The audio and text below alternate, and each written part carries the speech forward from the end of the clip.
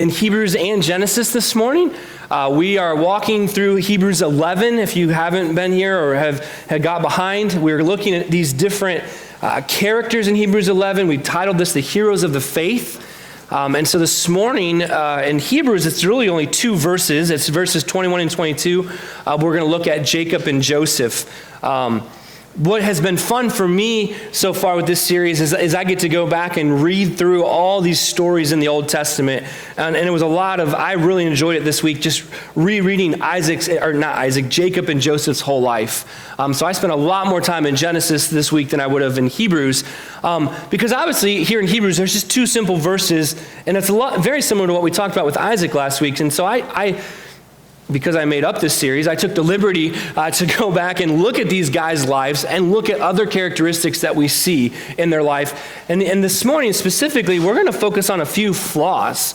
Because Jacob, who the first person we're going to look at, was a flawed guy.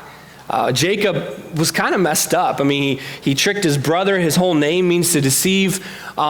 But for me, that brought hope, because if Jacob is considered a hero of the faith, if Jacob is considered to be in this list, and yet he was so flawed, then that brings me hope, because I am flawed, and I mess up, and I screw up all the time, and I am not perfect.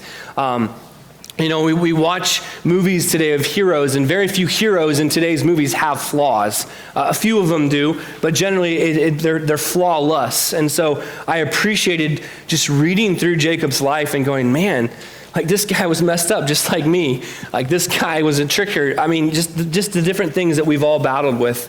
And so again, it gave me hope that I don't have to be perfect, and yet God will still use me even amidst my flaws. And so that's where we're going to be this morning.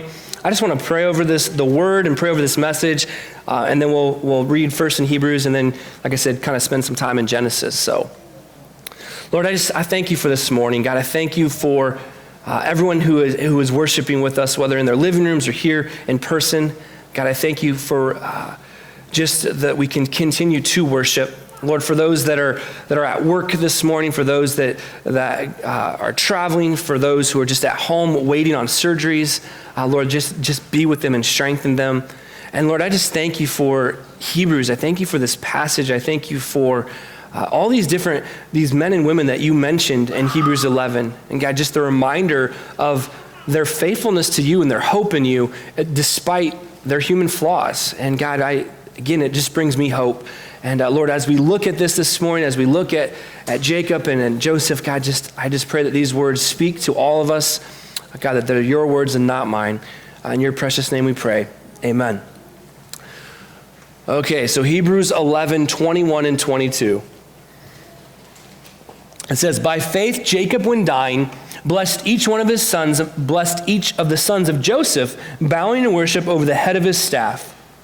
By faith, Joseph, at the end of his life, made mention of the exodus of the Israelites and gave directions concerning his bones. And so, again, if you have notes on the YouVersion, there's a little bit more than in your bulletin just because we run out of room.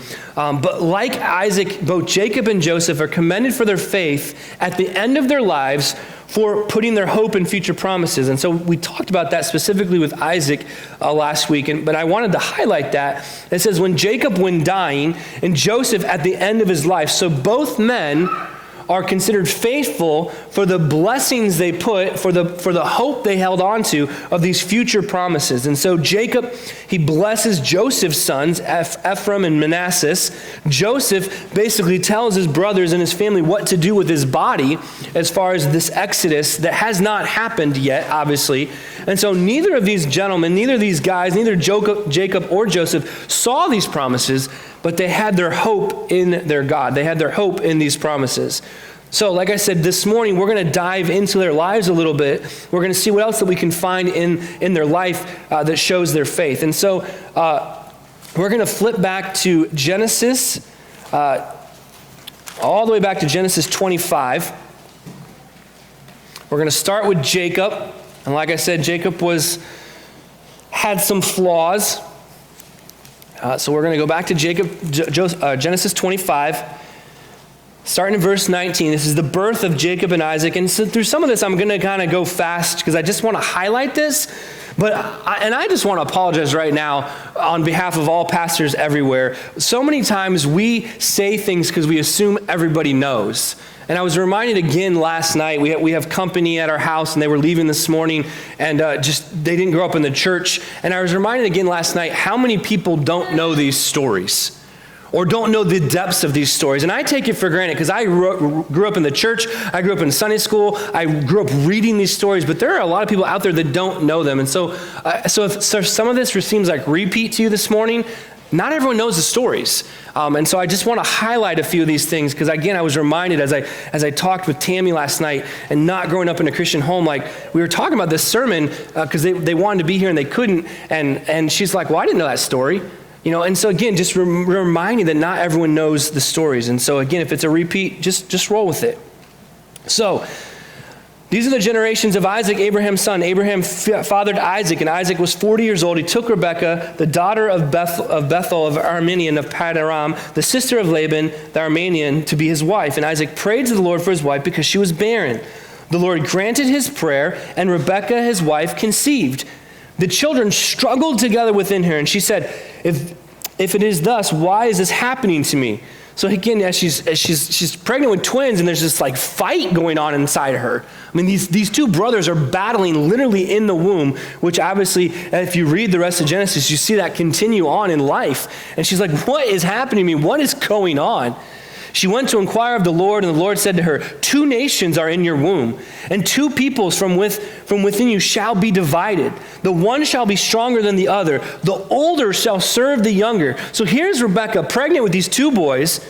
Again, her husband Isaac is the only heir to Abraham. We looked at that last week. She knows that God is going to make these people into a great nation. There's like a battle going on inside of her.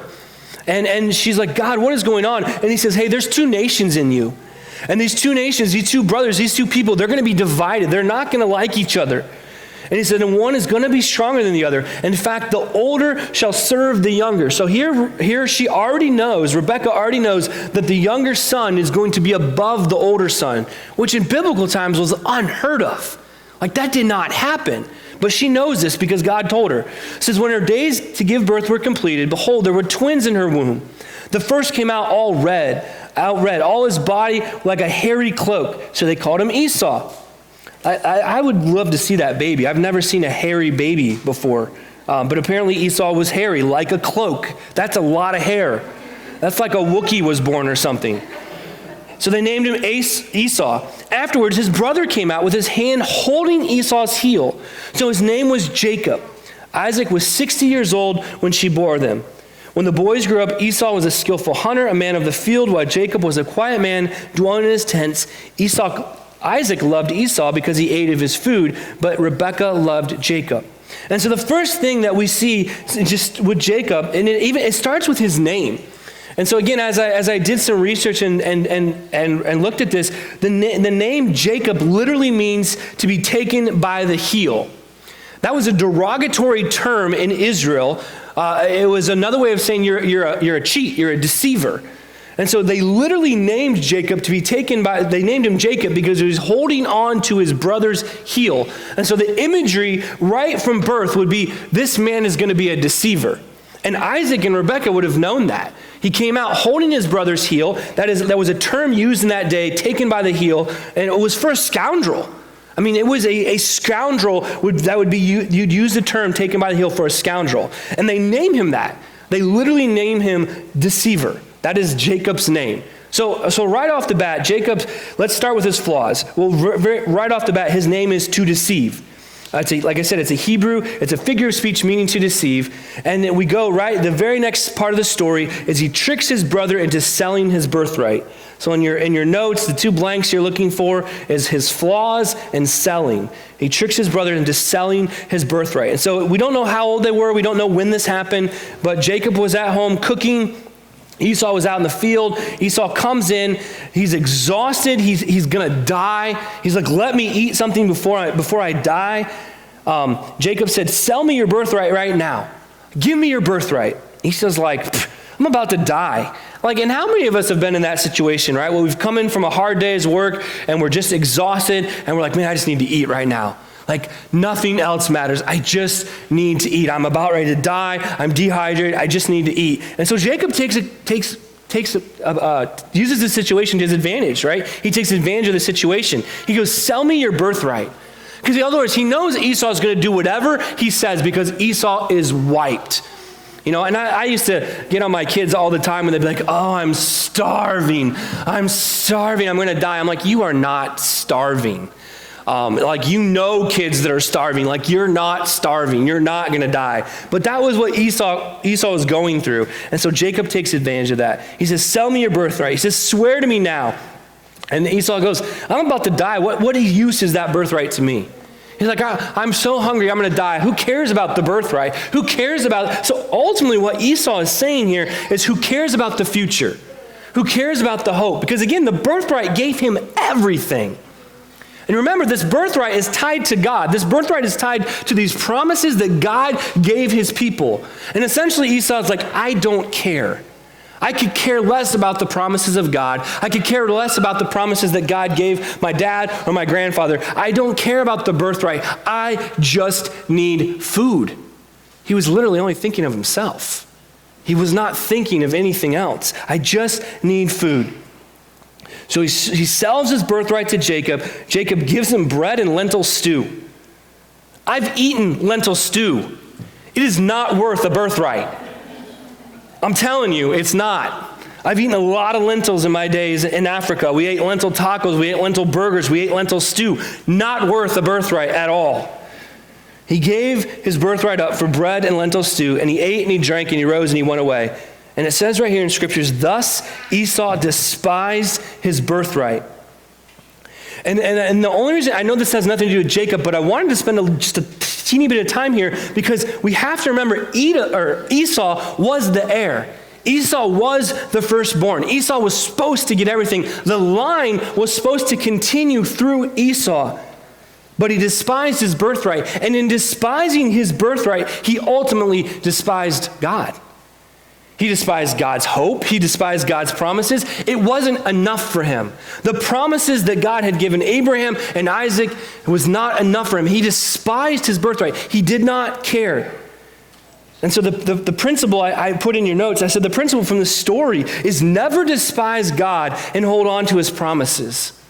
It is so easy for us to get angry and bitter. John already talked about it, and we begin to despise things. And what we see here in scriptures is never despise God or the promises that he's given us. And that's exactly what Esau did.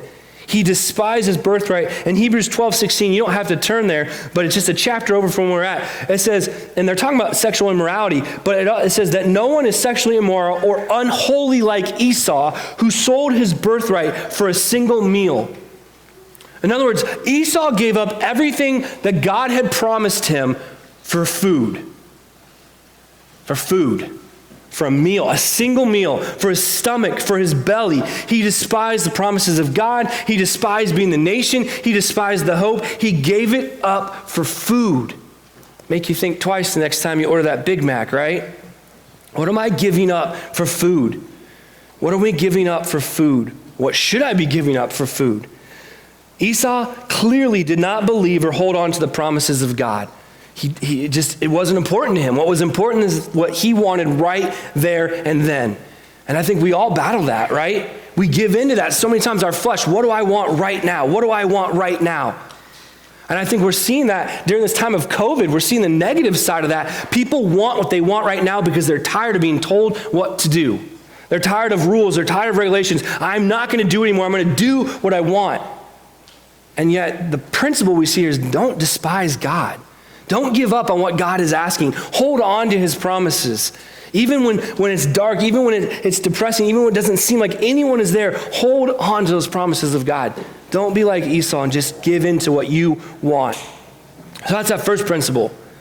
So moving on, as you flip over in Genesis, and again, we're not going to read all this, but I just wanted to highlight some things about Jacob in case you're not familiar with Jacob. Jacob goes on to steal his brother's blessing So he disguises himself. He tricks his dad. He pretends to be Esau. He even puts on fur. He glues fur on himself. So he puts on his brother's clothes. He makes his dad's favorite meal, and he gets Jacob to give him his blessing. Then Esau comes in, and he's crying, and he's whining. He's like, but Dad, what about me? And his dad gives him a lesser blessing. But again, the fulfillment of what God had already told Rebekah, that the younger would be above the older would serve the younger. So we see that.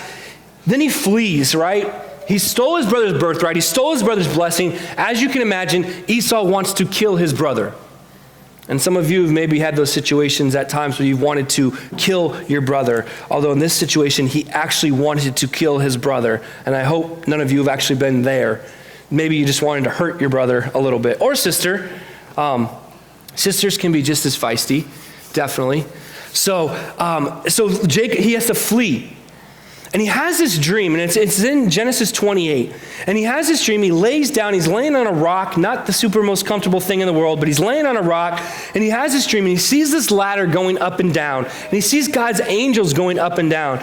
And he wakes up, and he says, and the Lord says, look, verse 14 of Genesis 28, he says, your offspring shall be like the dust of the earth. You shall spread abroad to the west and to the east, to the north and to the south, and in you, your offspring, shall all the families of the earth be blessed. Again, a prophecy ultimately of Christ, right?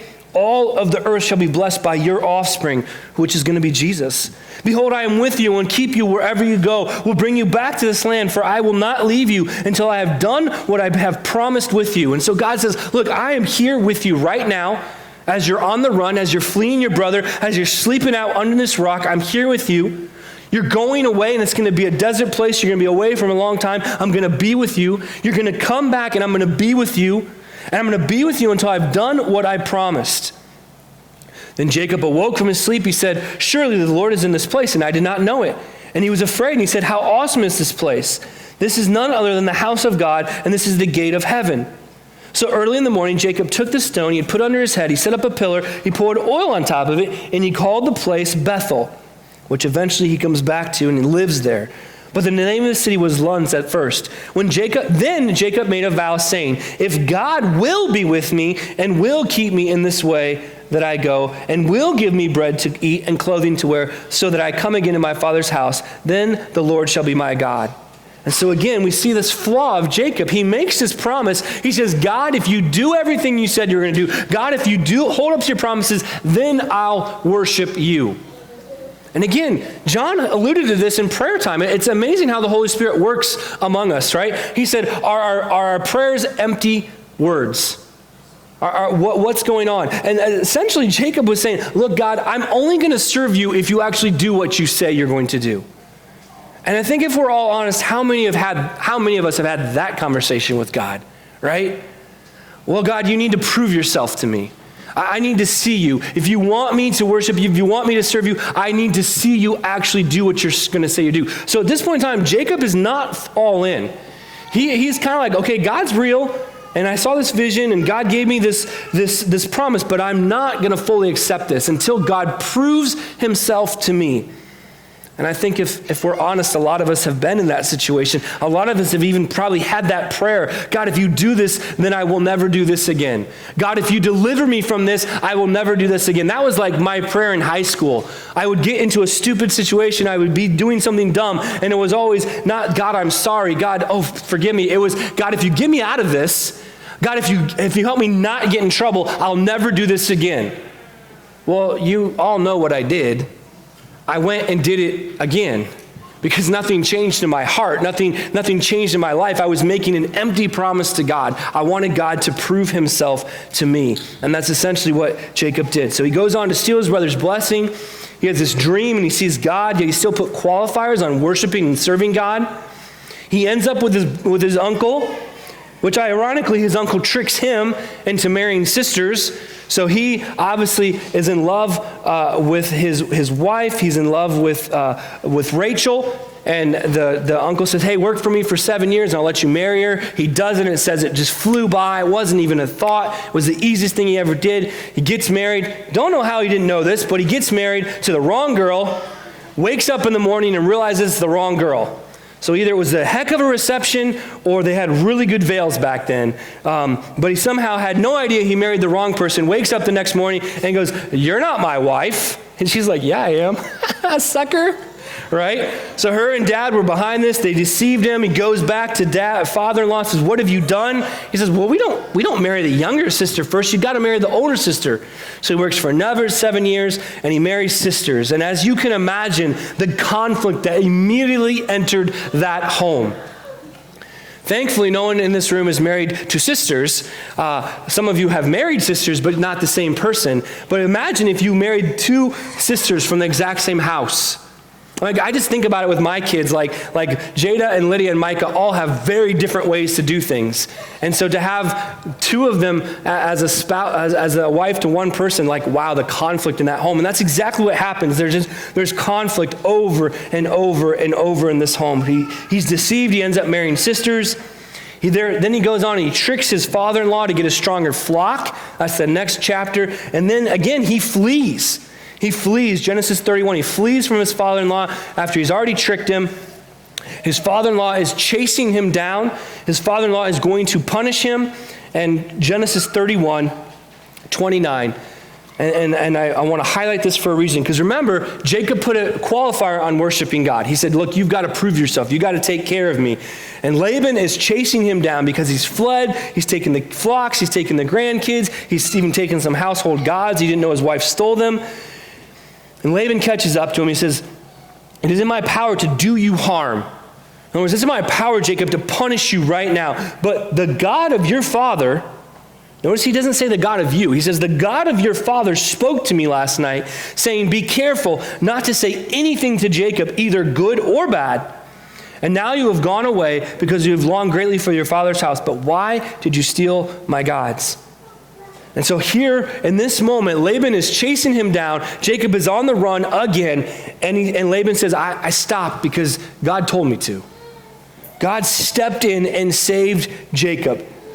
And it does not say the God of you. It says the God of your father. The God of Isaac, the God of Abraham steps in and he saves Jacob. And the reason I wanted to point that out, because the next chapter is the turning point in Jacob's life. It's when we see him get all in, fully surrender. And so he deals with the whole Laban thing. He's going back home, and he's still got this one more person to deal with, his brother. He's going back, and he is fearful of Esau. He has heard how Esau has risen like literally an army. And there's hundreds of people coming to meet him, Esau and his men. And he's like, I'm doomed. Man, I stole this guy's birthright. I stole his blessing. I fled. I've been away for the last 14 years, plus the time he got his flocks. So most likely I've been away for 20 years. I'm returning home with my wives and my children, and my brother is going to kill me. We haven't seen each other in 20 years, but I know he is going to kill me. So he divides up his family. He sends them over part by part, and he stays behind. He stays behind, picking up in Genesis 32, 24. It says, Jacob was left alone, and a man wrestled with him until the breaking of the day. When the man saw that he did not prevail against Jacob, he touched his hip socket, and Jacob's hip was put out of socket as he wrestled with him. Then he said, let me go, for the day has broken. But Jacob said, I will not let you go unless you bless me. And he said to him, what is your name? And he said, Jacob. Then he said, your name shall no longer be called Jacob, but Israel, for you have striven with God and with men and have prevailed. Just think about that for a moment. Jacob wrestled with God. And for whatever reason, God did not smite him. God actually was an equal in this wrestling match. Jacob did not lose until God touched his hip socket. And Jacob, he demands this blessing. He's been holding on to this blessing. He stole it from Esau. He told God, if you're staying with me, he demands this blessing. And the man, assuming either Jesus or an angel of God, or maybe God himself, says, you'll no longer be Jacob, you're called Israel. Why? Because you have striven with God. And so we see this change in Jacob. We see this turning point. And the turning point is wrestling with God. And again, we've all been there, right? Like, none of us have physically wrestled with God that I know of. But we've all wrestled with God in our hearts and our minds. We've wrestled with him on spiritual issues. We've wrestled with him emotionally. We've all wrestled with God. We all have. And we get to that point where we have to make a choice. And that's exactly what Jacob's at. He has to make a choice. And he's like, look, I just need you to bless me. And he's like, man, you don't get it. You have not gotten it. I am blessing you. I've been with you this whole time. I've been walking right beside you. And Brandon alluded to that in his welcome. He said, your name shall no longer be called Jacob, but Israel, for you have striven with God. And so we see this turning point. He recognizes, and to go on, it says the sun rose up on him as he passed Peniel, limping because of his hip. Therefore, to this day, the people of Israel did not eat the sinew of the thigh. There is only the hip socket, because it was touched the socket of Jacob's hip on the thigh. And Jacob called that place Peniel, saying, for I have seen God face to face, and yet my life has been delivered. Jacob recognizes in that moment, I saw God face to face, and yet I am alive. And I shouldn't be. I shouldn't be alive. And again, none of us have maybe seen God face to face, but some of us in this room have had those moments where we shouldn't be alive, right? Something should have happened, maybe an accident, or there is a miracle, and there are multiple people in this room that have stories where they should not be sitting here right now, and yet they are. And in a way, just like Jacob, you've seen God face to face. And essentially what God said to you is, I'm not done with you yet. You're going to stay here because I'm not done with you yet. And if you've had those moments, where you should not be here, where you should have died, I think you have to ask the question, am I living up to whatever he's asking me to do? He's not done with me yet. Am I doing the things he's asked, or did I just kind of slide back into complacency and the easy way out, or simplicity, or whatever it may be? And so we see this turning point in Jacob's life. He wrestles with God. He recognizes he saw God faced and lived. He is transformed both physically and spiritually. And from here on out in Genesis, we see a change in Jacob. Obviously, physically, he limped for the rest of his life, to the point that the Israelites won't even eat that point of the body because of what happened to Jacob. But even more so, he's changed spiritually. He's renamed Israel, which means he strives with God. So he gets a new name, right? A rebirth, a reborn. Again, all of these things foreshadows to what Christ does in our life. It's exactly why these guys are talked about in Hebrews as heroes of the faith. These are all foreshadows of exactly what Jesus does through salvation, making us his children. In some situations, giving us new names, renewing us. We're reborn. And Jacob finally realized, this is the blank in your notes, Jacob finally realized the only blessing he needed is from God. The only blessing he needs is from God. We got all the seniors a gift, and they'll have to obviously wait until next week to get it. But the book that we got them was Unashamed by Lecrae. It's not your typical church book. It's pretty gritty. It's real. It's raw. I've read it. It's excellent. And basically, Lecrae writes, my whole life I wanted to be approved by man. I wanted man's approval. I needed people to like me. And he writes the book of his journey of finally realizing, no, I just need God. I just need God's approval. And just his journey through that. And that's exactly where Jacob's at. He finally realizes the only blessing he needs is from God. So I know none of that is in Hebrews, but I just wanted you guys to see some of those things about Jacob. So never despise God, hold on to his promises, strive with God, like Jacob eventually did, be called Israel. So there's always hope, right? There's always hope people will get it. There's always hope people will turn around. Realize the only blessing we need is God. And now let's flip over to Genesis 48. And this is the story that's mentioned in Hebrews.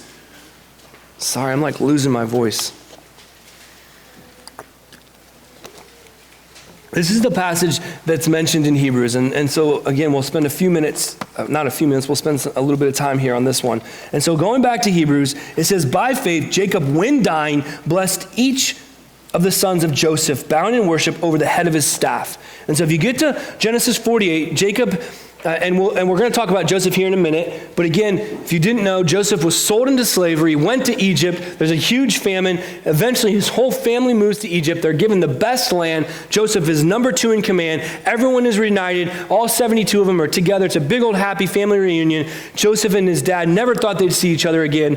And Jacob is dying. Joseph hears he's sick, and he says to his boys, hey, let's go visit him. Grandpa's sick, grandpa's dying. And when he gets there, he realizes, like, no, dad's actually dying. And so he says to him, he said, hey, here are my sons. Here are my kids. And so picking up in verse 14 of Genesis 48, it says, in Israel, Jacob is now Israel, Israel reached out his right hand and laid it on the head of Ephraim, who was the younger, and his left hand on the head of Manasseh, crossing his hands, right? So there was this thing going on. So Joseph had brought the sons in the proper order to be blessed. Manasseh right here on the right, Ephraim right here on the left. The way it should be, the oldest getting the best blessing, the youngest getting the other blessing, right? And here's Jacob, right? He was the younger boy. He stole the birthright. He stole the blessing, and he does this. Joseph's like, what's going on? Dad, I know you're blind. It says here in scriptures he was blind, he couldn't see. So he crosses his hands and he gives the better blessing to Ephraim. It says, the God before whom my fathers Abraham and Isaac walked, the God who has been my shepherd all my life long to this day, the angel who has redeemed me from all the evil, bless the boys.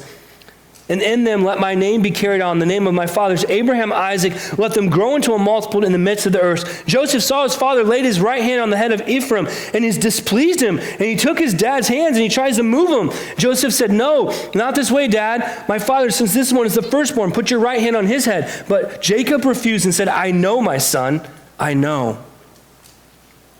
I know, my son, I know. He also shall become a people, and he also shall be great. Nevertheless, his younger brother shall be greater than he, and his offspring shall become a multitude of nations. So he blessed them that day, saying, but you, Israel, will pronounce blessing, saying, God makes you as Ephraim, or Ephraim, however you want to say it, and as Manasseh. And he put Ephraim before Manasseh. And he gets up, he says, behold, I'm about to die, but God will be with you and will bring you again to the land of your fathers. Remember, they're living in Egypt. They're not home. They're not in the promised land. He says, Joseph, I'm about to die, but have hope. God will bring us back again to our land. He said, moreover, I have given you, rather than your brothers, one mountain slope that I took from the hand of the Amorites with sword and with bow. And this doesn't necessarily have a whole lot to do with the heroes of the faith, but this is huge in the story, and it's huge in understanding what's going on in all of these people. And so we have this story in Genesis, and Jacob is blessing Joseph's sons. And the part that I left out is that Joseph was son number 11, right? He's not number 1. And so for lots of different reasons, Reuben screwed up and went into his dad's wives, and Simeon and Levi had anger issues and wiped out a whole town, and Judah abandoned the family and went off and slept with his daughter-in-law and had kids. Again, these people are flawed. And so here we get to the end of Jacob's life, and the firstborn doesn't get the blessing, the secondborn, the third, the fourth, all the way down to number 11. Joseph is getting the blessing of dad. And so in Jacob's blessing of each of Joseph's sons, we see first off, he takes them as his own. And I didn't read that verse to you, but he said right in verse 13, I will take these as my own sons, my own children. That's why when you read through the genealogies later on, you never see Joseph's name mentioned. It's always Manasseh and Ephraim. They became like Jacob's own. Joseph, you will never see his name in the lineage, in any of the 12 tribes. It's always Manasseh and Ephraim, if you never picked up on that, because Joseph was replaced by them. So he takes them as his own. He gets they get a double portion of inheritance. So Manasseh and Ephraim get inheritance. So more than any other brother, Joseph's family gets a double portion of inheritance. That doesn't seem fair, right? Especially if you're like the other brothers. Joseph is the heir, not Reuben, not the oldest. And again, he puts Ephraim ahead of his older brother. Why is this important? What does this have to do? This is like a side thing. This, again, it's something that just came across in studying that I wanted to point out because it'll make sense as we go on. But up until this point in time, up until the next chapter, chapter 49, everyone assumes that Joseph's family is where Christ would come from. Right? Joseph got the blessing. Joseph got the coat of many colors. Joseph got everything. And his son Ephraim was where it was supposed to come from. And if you go a little bit further and you do a little study, when the 12 spies, and this is way go fast forwarding, but when Moses and them are in the land and they're waiting to go in the promised land, he sends 12 spies into the land, right? 12 spies go, they said, wow, the land is beautiful. It's everything we hope for. It's awesome, but there's no way we can take it. Man, those people are giants. They're huge. And there's two guys, Joshua and Caleb, who say, man, we can take this land. We got this. Caleb from the land of Judah, Joshua from the tribe of Ephraim. And so we see, even as they're leading in the desert, that the tribe of Ephraim is kind of the leading tribe. These two guys, these two spies are from Judah and Ephraim. In fact, to take it even further, as I dove into this, Joshua led them into the promised land. Joshua led all the battles, all the conquests. He was from Ephraim. And Samuel, who was the last judge of Israel, when they rejected God's plan, they rejected judge, they asked for a king, was an Ephraimite. So up until the time of Samuel, up until the time of Judges, Ephraim was the leading tribe of Israel. So one would think that Jesus would come from Ephraim, right? Because they're the leading tribe. And we've already read a passage earlier that the whole world is going to be blessed by Jacob's children, which we know is Jesus. Up until this point, Ephraim is the leader. So how in the world did Jesus come from the tribe of Judah? Like maybe that's how my mind works. Ephraim's the leading family. Joseph was the leading family. He's the blessed son. This whole family is going to bless the world. So how in the world did we end up with Judah? And Samuel, the last leader from Ephraim, passes the torch to David, who is of the tribe of Judah, as we know. David is of the tribe of Judah. Samuel anoints him to become the next king because God had rejected Saul, who was a Benjamite. And so you see here in Genesis 49, as Jacob is giving his blessings to his son, he blesses Reuben, he blesses Simeon and Levi, he gets to Judah. Verse 8, it says, Judah, your brothers shall praise you. Your hand shall be on the neck of your enemies. Your father's son shall bow down before you. Judah is a lion's cub. From the prey, my son, you have gone up. You stood down. He crouched as a lion, as lioness who dares rouse him. The scepter. And so we begin to see this prophecy of Jesus. Jacob is giving a prophecy of Jesus through Judah, even though he's just blessed Ephraim to be the leading tribe. This is amazing if you think about it. He's a part of the plan and doesn't even know he's a part of the plan. The scepter shall not depart from Judah, nor the ruler's staff from between his feet until the tribute comes to him. And to him shall be the obedience of the peoples, binding his fowl to the vine. A prophecy of Jesus going to his death, right? The donkey that he rode into Jerusalem, his donkey's colt to the choice wine. He washed his garments in wine, which is a reference of his blood on the cross, and his vesture in the blood of the grapes. His eyes are darker than wine, his teeth whiter than milk. And so right here in Genesis 49, Jacob is prophesying that the Messiah will come from Judah, even though he's already put Joseph in that position. And so you're like, well, when did this happen? So if you flip over to Psalm 78, somewhere along the way, and you should have seen it as you read through Judges and Joshua, Ephraim didn't follow God's plan. Ephraim got off track. They chose the kings of the world. They chose the gods of the nations. But see, well, hold on. My mind's blown up. I have so many things I want to tell you. Psalm 78, verse 67, he rejected, this is talking about God. The psalmist is saying, he rejected the tent of Joseph. He did not choose the tribe of Ephraim, but he chose the tribe of Judah. So Jacob blessed Ephraim, but God said, no, I actually have another plan. He rejected the tent of Joseph. He did not choose the tribe of Ephraim, but he chose the tribe of Judah, Mount Zion, which he loves. He built his sanctuary like the high heavens, like the earth, which he was founded forever. He chose David, his servant, and took him from the sheepfolds, from the falling, the nursing ewes. He brought him to the shepherd, Jacob's people, Israel, his inheritance. With an upright heart, he shall shepherd them and guide them with his skillful hand. And so again, this prophecy in Psalm is telling us right here that God chose Judah. And verse 72 is a prophecy about David and Jesus. With an upright heart, he shepherded them, which is talked about with David all the time, but ultimately is Christ. And so many times there's prophecies that have multiple meanings, and this is one of them. A prophecy of David the king and eventually Jesus the Messiah. And again, this is just a complete side note, but we see in this that Ephraim is replaced. Judah becomes the one where the Messiah will come from. And throughout the rest of the Old Testament, you see this battle, right? Because even up until the time the kingdoms broke up, where did they choose to worship? They chose to worship in Bethel. The kingdom of Israel chose to worship in Bethel. They made the golden gods in Bethel. And Bethel's where Jacob was. And Bethel's the land he gave to Joseph. So they were still holding on to these promises, even though God said the kingdom will be divided and you're going to worship in Jerusalem. And you fast forward all the way to the woman at the well. She was in Bethel. Like, do you see how all these pieces come together? She's like, but these are where our forefathers said we worship. This is where we're going to worship, right here. And Jesus says, no. And he begins to quote Isaiah and he begins to quote Psalms. He says, I am the lamb. I am the sacrifice. Your flawed forefathers, man, they kind of got it all screwed up. Everyone will come through me. And so she's holding on to the promises through Joseph's line, and she thinks they're supposed to worship there in Samaria at Bethel. And Jesus says, all of you are wrong. It's not about a place. It's not about a building. It's not about a location. It's about me. I am the Messiah you've been waiting for. Every single one of you is wrong. Every single prophecy you've misunderstood. You guys have been teaching it wrong all along. I'm who you're looking for. I am that eternal life.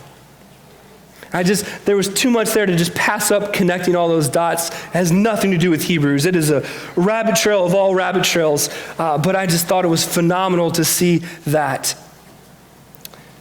And so Jacob puts Ephraim in place, and yet God reminds us that it's going to be Judah. It's going to be Judah. And so going back to Hebrews, to sum up Jacob, when Jacob was dying, he blessed each of his sons because he knew that God's promises were good. He knew what would happen. And Jacob foretells of the Messiah through the tribe of Judah and the rejection of Ephraim in his final words, which we see happen some 700 years later when Samuel anoints David.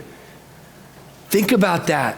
These promises, these prophecies, these hopes. Jacob gives this prophecy. He puts his hope, and it doesn't happen for 700 years before David is finally anointed and Judah is finally where it's supposed to be. Man, we whine about having to wait a couple minutes for a hamburger, or because our order didn't go through fast enough, or whatever it means. Amazon isn't truly 2-day delivery anymore. It's now 3. How can this be?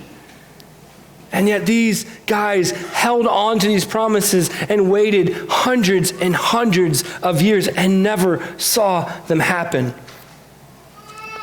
Likewise, Joseph, at the end of his life, made mention of the exodus of Israelites and gave directions concerning his bones. And so if you go back to Genesis where we were just at, or maybe you never left, a couple things we can see in Joseph's life.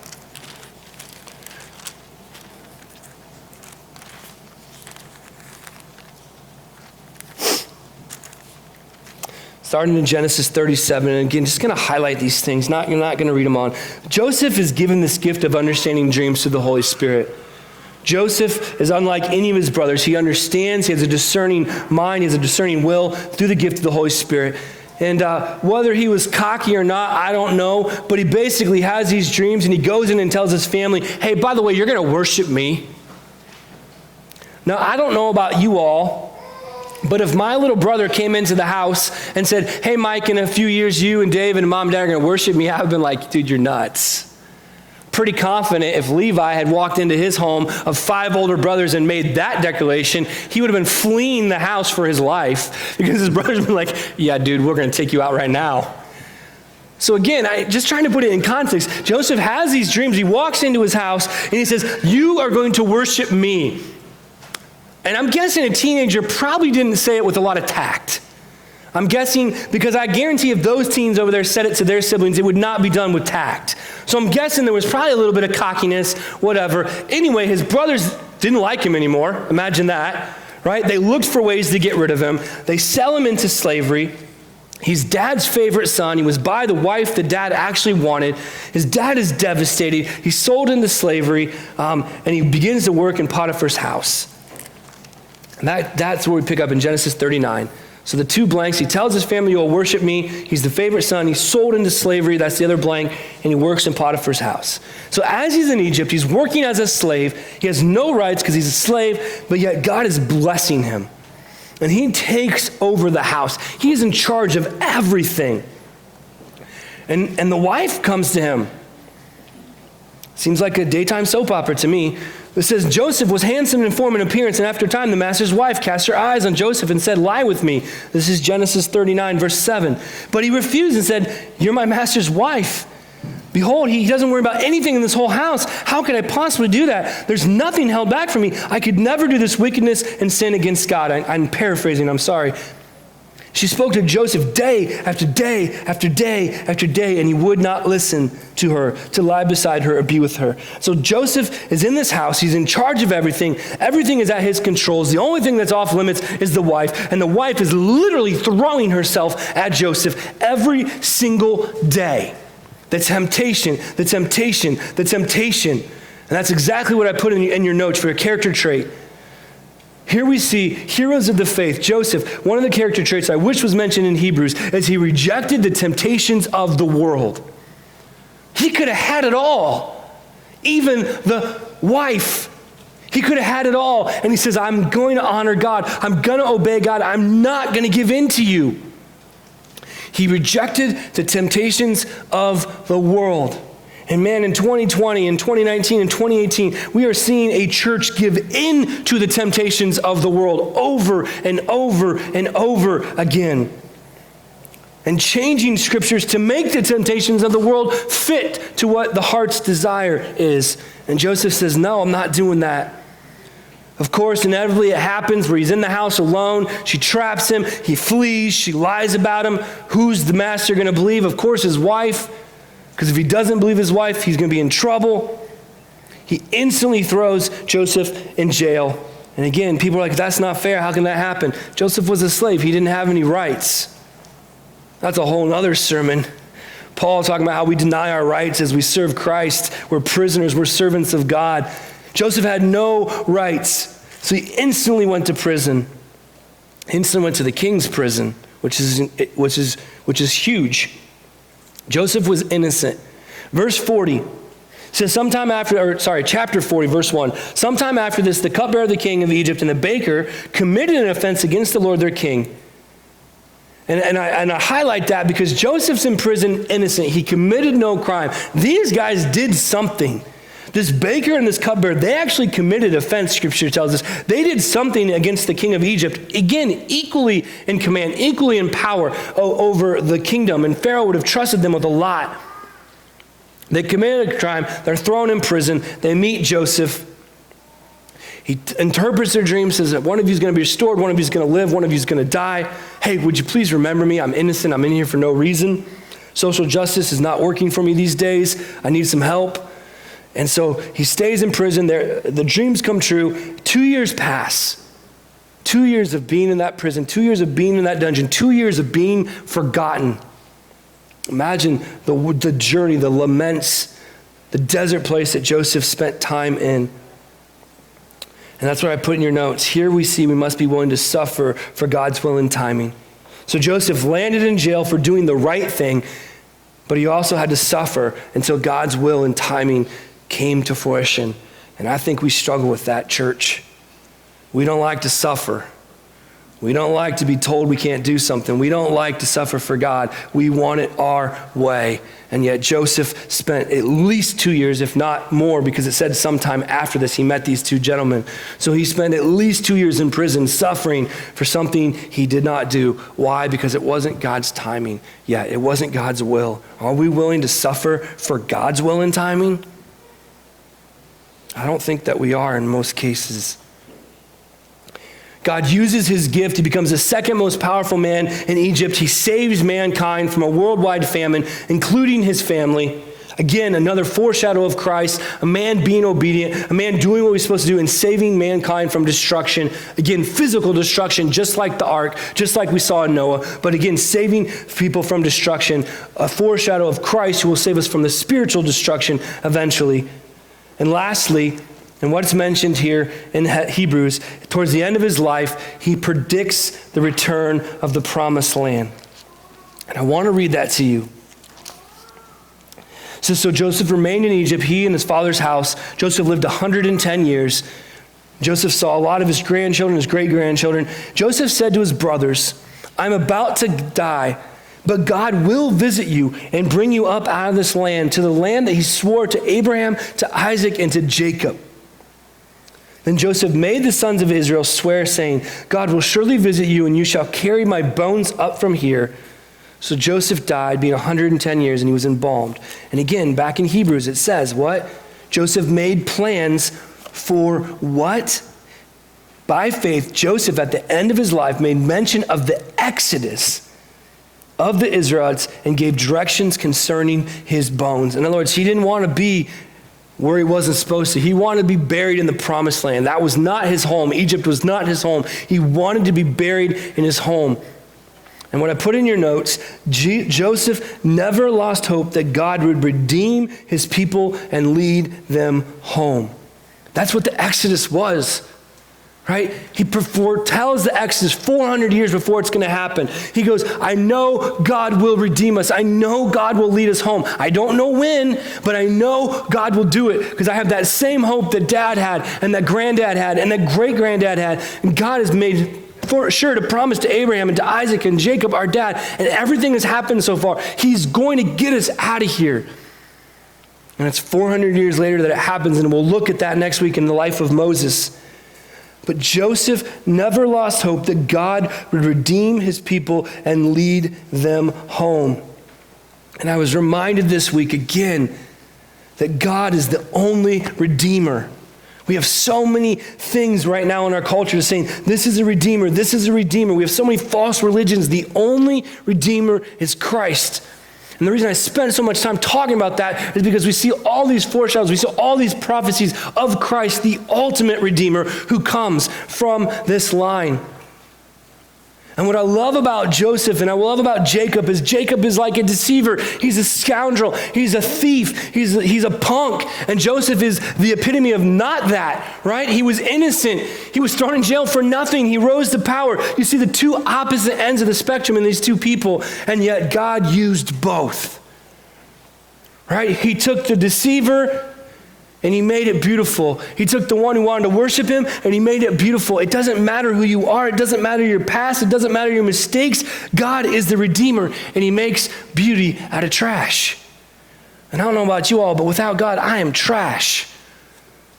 My thoughts are trash. My heart is trash. It's only by God's grace that beauty comes out of me. It is not by my own will or my own power. The other thing that God just spoke to me is never give up on people. God is the great Redeemer. Those people in your life that you've given up hope on, that you've forgotten about, you think will never happen, never give up hope. If they will allow God in, God will redeem them. There's a huge key there. They have to allow God in. They have to allow God to begin to work in their life. But keep praying for those people. Keep hoping for those people. Keep being the salt and light and giving an example. Never give up. Because just like Joseph never did, God is the ultimate Redeemer. So just to recap the things from two simple verses, going back to these guys' lives, never despise God. A characteristic of heroes of the faith, never despise God. Realize God is the only blessing we need. Strive with God. Walk with God.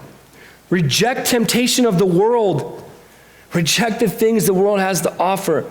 Suffer at times as we wait on God's will and timing. If you're in a time of suffering, be patient in that, waiting on God's will and timing because it's perfect.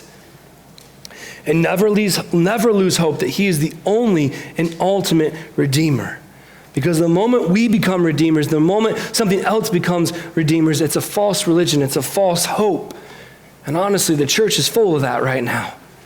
We are making a mockery of scriptures. We're making it a joke, and we're giving people false hope. And we're telling people they can be redeemed as they live in sin. And someday they're going to stand before God. He's like, I never knew you.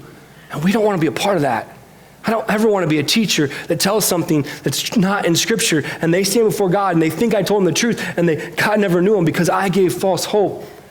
Because I let the world tempt me, because I let popularity tempt me, because I let reputation tempt me, because I went against God's word. Never lose hope that he is the only and ultimate Redeemer. And pray that our church returns to that. And by church, I mean the church. Pray that we return to that.